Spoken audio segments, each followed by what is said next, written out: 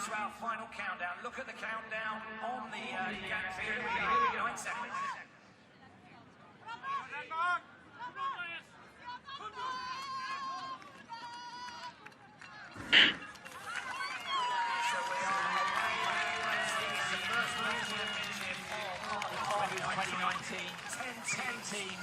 It will be 2 men and 2 women. We think the men, they have free choice, but the slightly longer legs are the first and last stages of the 4. And more for some interesting matchups in the team forward for this event.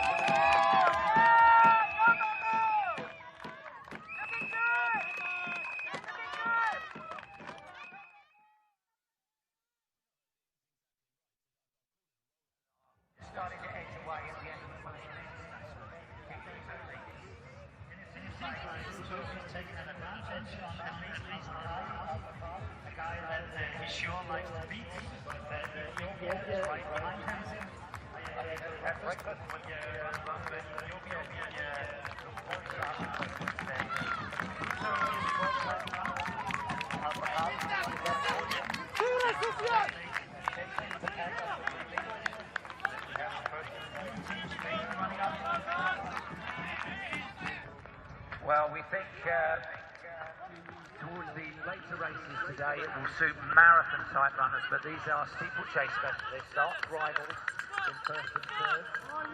Just doing a bit of a spectator spot around the course as well. Mark Collins, the chair of the local organising committee for Edinburgh 2000.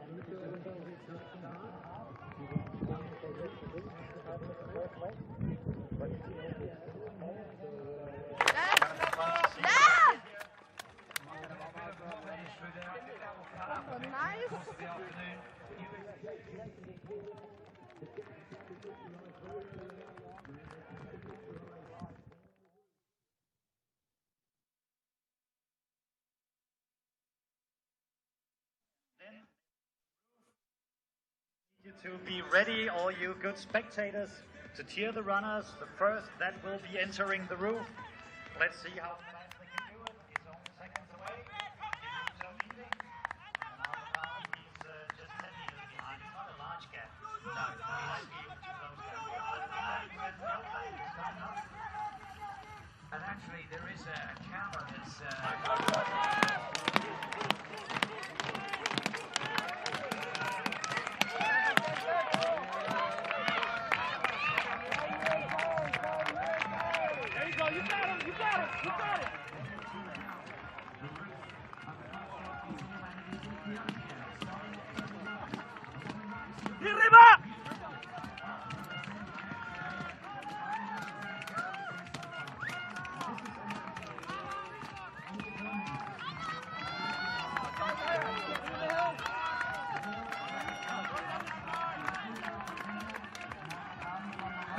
but it is Ethiopia right now. And then he's going downhill again, and then he has only a few hundred meters left before he needs to change to the next runner. But Ethiopia is going to lead at the first round. So although these gaps look big, it's only really 1.5 to 2 seconds between first and second, about the same back to third. USA in fourth still challenging. They take that back turn. As we head over to the changeover, it's a wristband that must be passed over on this 20-metre section of the course. One down, 3 legs to go. Ethiopia, Kenya, USA, Morocco in that order. Well, I thought the Ethiopians would be tough here, Rob, because they haven't got that weak link. Bone Chiluke here was in the 2017 relay team that took the silver medals 2 years ago in Uganda. She's a 4:08 1,500-metre runner. And for Kenya here, Mwazia is a 2:04 800-metre runner. But I think she might be the weak link for the Kenyans. We'll see if she gives a good account of herself. The Kenyan there in red in second place. She, on paper, doesn't look up to the task of staying with Chiluke.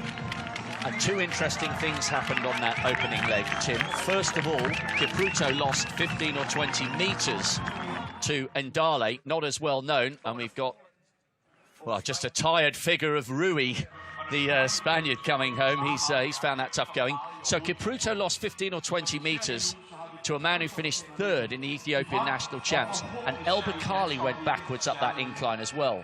That tells us that the short, sharp incline at the museum is going to play a very, very big role in how all these races turn out. Absolutely right. Yeah, it was surprising, wasn't it, that if you drive hard up that hill and you're feeling good about it, you can take 20, 30 metres out of somebody in the space of, well, about 100 metres. So it was Ethiopia, Kenya, USA, 1, 2, 3 when they came in. But how will it be at the end of this second leg and the halfway point? They have got a very, very good team, the Moroccans, but it's quite a big deficit. And Osika of the United States is a good runner.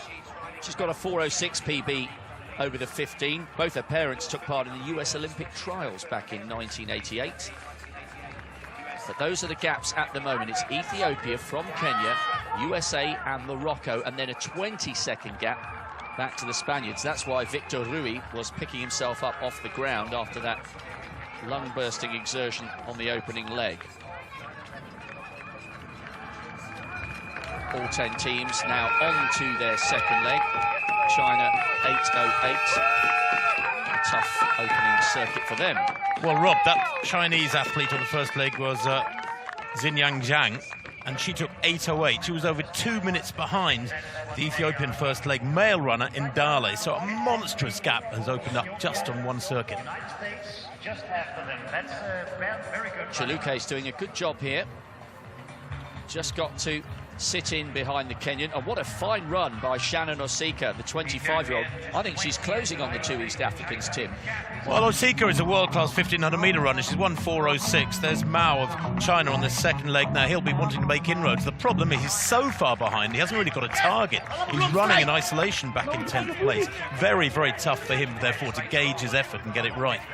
2 Tanzanian men, so We'll see plenty of Ethiopian and Kenyan flags being waved and encouragement coming from inside the course. Certain areas here are tailor-made for spectators, like the beer tent, but there are other sections of this vast complex where it's only team officials who you'll be able to see, which is why there are sudden gaps lacking spectators. But where we only have officials, we'll see them shouting encouragement from the side of the course. Interesting psychology here, Rob, because Bone Chiluke, the Ethiopian in second place in yellow, took over in the lead. She let the Kenyan go past her and take over the lead, and she's sort of sitting on the Kenyan now. Now, for my money, in a relay event and of this nature, that is the wrong tactic. She needs to press on and run to her optimum tempo for this one circuit she's got to do. She's got to give her team every metre, every second she can when she hands over, not sit in on somebody and out-sprint them as though that is a one isolated little competition. Maybe she's paid heed to your words, because Chiluke is now in the lead and Mwasa just having to hang on. Still a good run from Osika.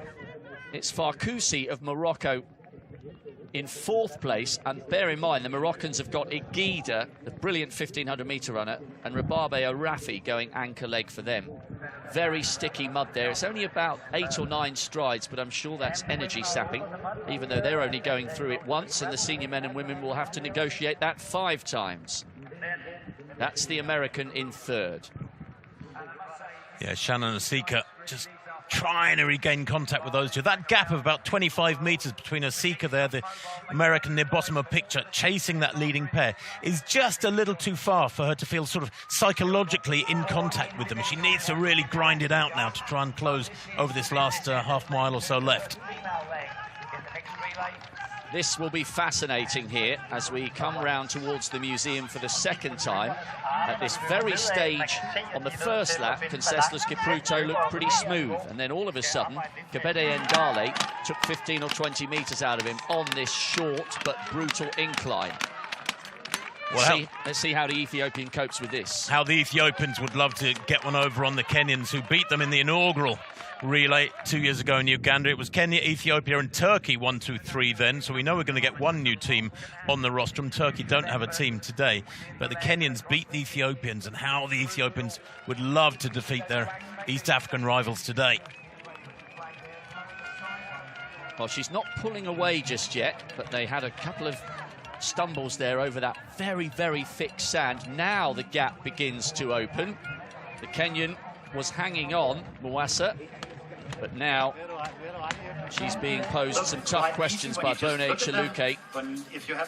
Yeah, that's a great run from Chiluke. She's now running across near the top of the museum roof. She turns left on that very steep downhill. Bit of breeze up there. They're pretty high up, don't forget.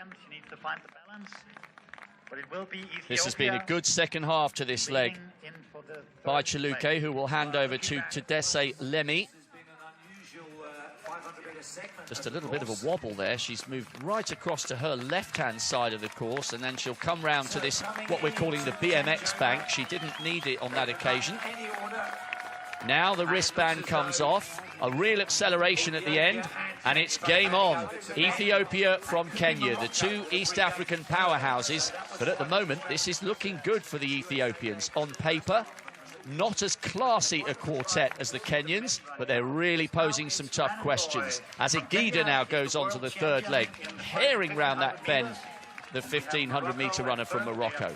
That was a fabulous leg by the Kenyan. They'd stay in contact with the Ethiopian on the 2nd leg. Mwazia ran really well, much better than I expected up against Chiluke. And of course the Kenyans in this leg now have Elijah Manangoi. This Kenyan is the reigning World, African and Commonwealth 1500 metres champion, Manangoi, and he could really pour it on here. Such a good PB as well, Tim. He's a 3:28 man.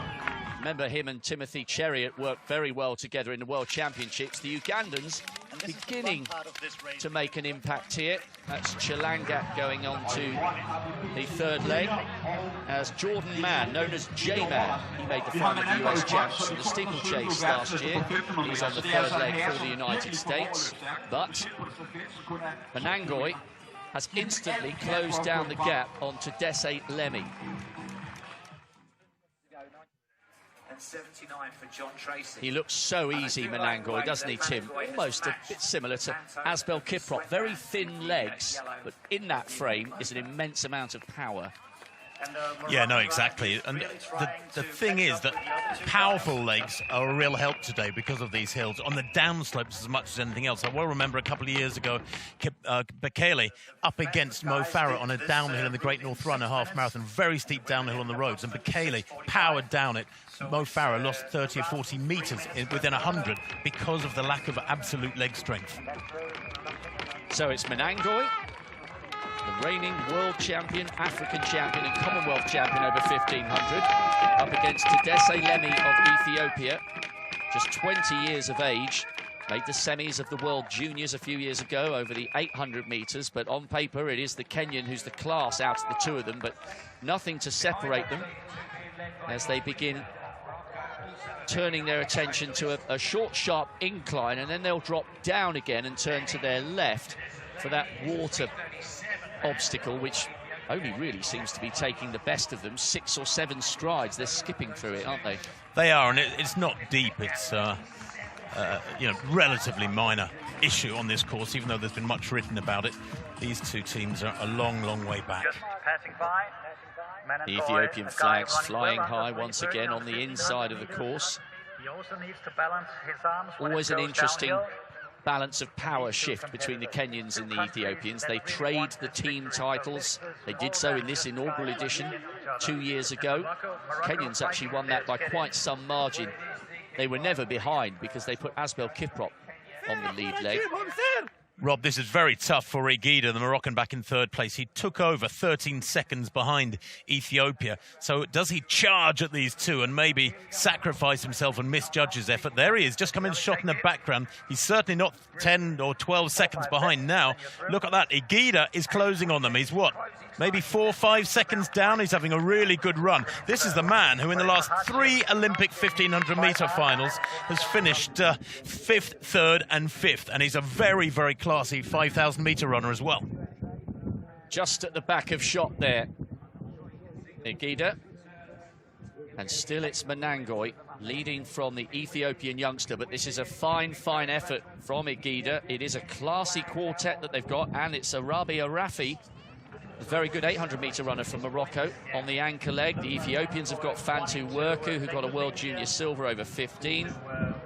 Kenyans have got Winfred Mbithi, who was on the 2nd leg for the East African nation when they picked up that relay title in Uganda 2 years ago. It is a reasonably big gap, but Igida has done well to even get the Moroccans back into the conversation as we begin edging towards the anchor leg, as J-Man manages to negotiate his way through the mud. Arms down by Menangoy's side there. There's no easy way to take on these descents, is there? No, there isn't. No, I mean, but of course all these athletes incorporate plenty of hills into their training. They just might not have done it at this sort of speed, especially the middle distance guys. But you can see now the Ethiopian Lemmy working hard to stay with Menangoy, who's digging deep here. This is... They've begun to turn the screw here. This is effectively the home straight if it were a track race. That's a lovely shot, Rob, isn't it? Really driving, leaning into the hill, working hard with the arms. Look at Menangoy, almost bent double leaning into that slope on the museum roof. And the Ethiopians are really asking the questions of the Kenyans on this short, sharp incline.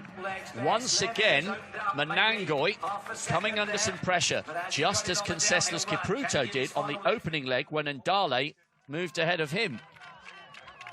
This is good stuff from the Ethiopians. Many of them train up at Ntoto, which is 2,500 metres above sea level, and they negotiate some brutal descents there. Lemmy is pulling that wristband off. There's a 20-metre changeover zone. The wristband must be carried around the course, a bit like a baton. Well, Menangoy has hung on, but I think Lemmy got the better of him by a couple of metres there on that incline. Now, Fantu Werku for Ethiopia takes over with, what, about a 5-metre lead, just a couple of seconds. And the Kenyan 2nd place in Mbithi. And the 2nd leg back in 2017. She has a gold medal from 2 years ago in Uganda. Igida did a very good job halfway through that leg, but I think he lost ground on that steep hill, because where at one stage he was only 6 or 7 seconds adrift, all of a sudden the Moroccans have a big, big gap to try and claw back. And even though Arafi is an excellent 800-metre runner, that will surely be far too big a deficit to try and claw back Mbithi and Werku. Kenya against Ethiopia on the last leg, with the Americans trying to claw back a very, very big deficit of 17 seconds on the Moroccans, who currently occupy the bronze medal position. Elena Fulton heading out for USA on the 4th leg. She lives in Colorado, so maybe used to the hills, but I feared that might happen to Igida, the 3rd leg runner for Morocco. He committed himself over the first half of this loop, but really ran hard to close on the leading pair, and then suffered in the last third or so. And ironically, of course, the biggest hill is in that last 400 metres or so, and I think Igida came in over 20 seconds down. You can see the splits there on the two teams ahead of him. He lost quite a bit of ground. We'll see of Spain coming home, and it will be Esther Guerrero. Guerrero has been a very experienced member of the Spanish mixed team who've won medals at the last 2 editions of the European Championships, silver and a gold, but a long, long, long way behind. Kenya from Ethiopia, they've just gone through shot. There they are now. Now, is it the slightly more experienced Winfried Mbithi, who ran the second leg for the Kenyans en route to the inaugural gold in this event 2 years ago? Or can the youngster Fantu Werku, who got a World Junior Silver in 2016 over 1500, can she somehow find something on that last incline? So far, Tim, the Ethiopians seem to have coped quite well with the big hill on the museum, so close to the finish line. No, exactly right. The Ethiopians have looked fantastic on that final slope. The Moroccans, well, they haven't produced the challenge that many expected.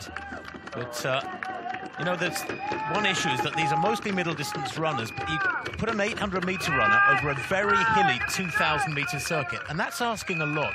So, for example, Mbithi here ran leg 2 in 2017. Werku, a silver medalist in the World Junior 1,500 metres. She should have the strength, Werku, to hang on to Mbithi here, and it could come down to a sprint in that final, what, 120 metres off the final turn?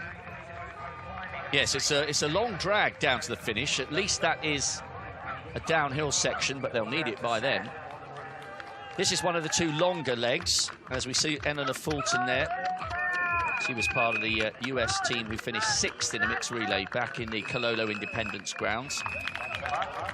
And the Kenyan flags are waving. They have dominated the Ethiopians. They trade team golds and individual golds, but in the overall medal standings of World Cross Country, the Kenyans are the leading nation by quite some margin. The Ethiopians are catching, but they're a long way behind.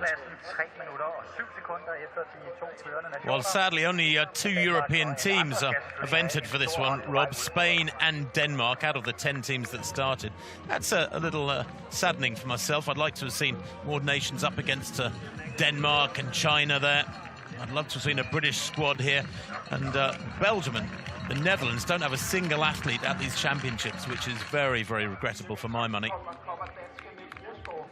Well, the organisers have shown their passion and their commitment to cross-country. And speaking of passion, as they negotiate this water, 7 or 8 strides skipping through, apparently the IAAF president made a rousing speech yesterday extolling the virtues of cross-country, which he's always done, actually, hasn't he? He's always maintained that great middle-distance runners need a little bit of toughness in the winter with cross-country, as the Ethiopian pulls away from Mbithi, and this is her bid to turn silver from 2017 into gold here in Aarhus. Yeah, that's a fabulous surge by Werku. Boy, oh boy, that could be a winning gap she's opening up now. The mud and some more hills yet to come.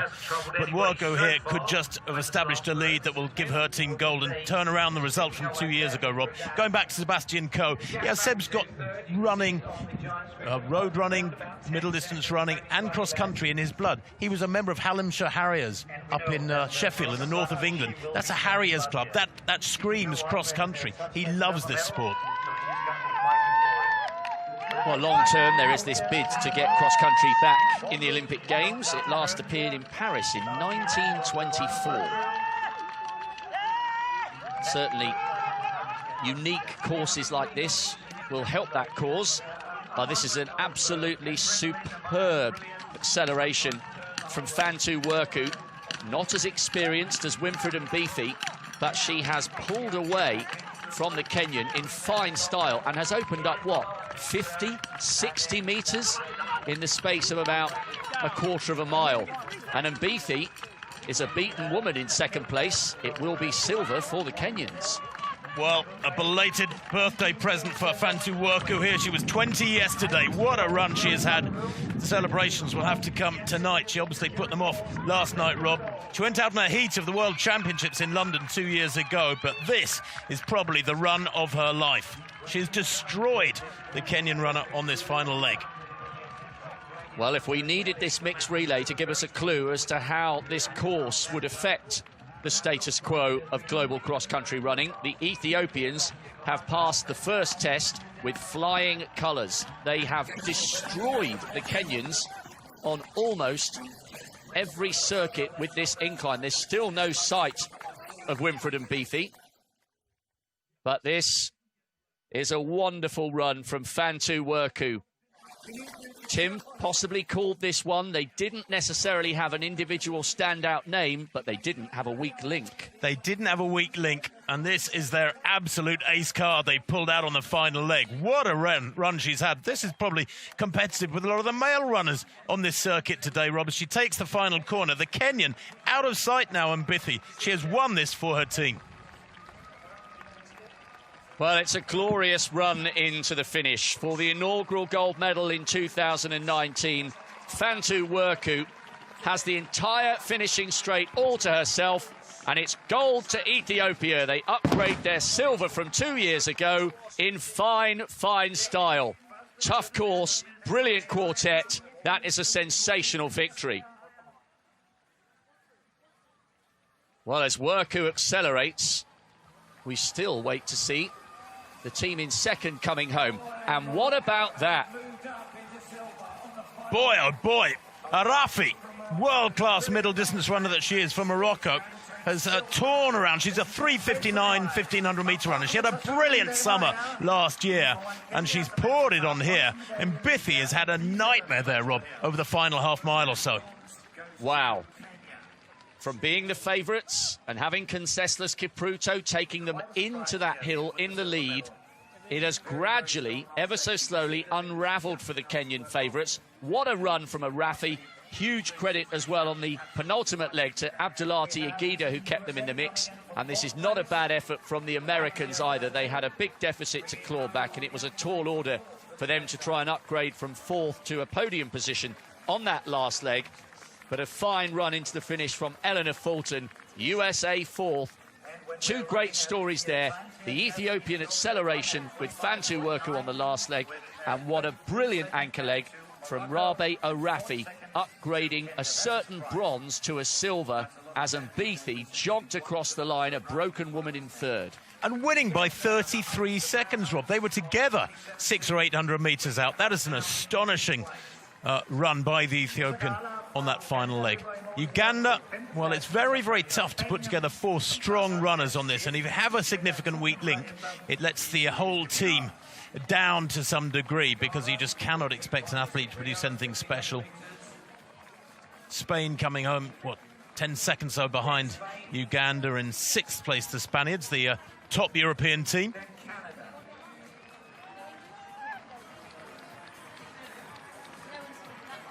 Seventh place for the Canadians. That was tough. Well, Winford and Mbithi was on the second leg for Kenya when they took gold 2 years ago. That was a chastening experience for the Kenyan woman. What a win for the Ethiopians. And Rob, I know you can't compare the distances because they have varied slightly, but the winning time for Kenya 2 years ago in Uganda was 22 minutes, 22 seconds. The winning time today, 25:49, almost 3.5 minutes slower. That underlines the nature of the course. Yeah, and tells us how brutal some of the individual races are going to be. Nice finish there from the Danes. Wow. 25:49, a massive winning margin considering how close it was at the beginning of that anchor leg. So we actually have all 10 teams in. Denmark closing in at 9, just 1 second ahead of... Well, what a race. The Moroccans celebrate silver. It's all gold for Ethiopia. See the pictures of the Moroccan team going for the silver medal.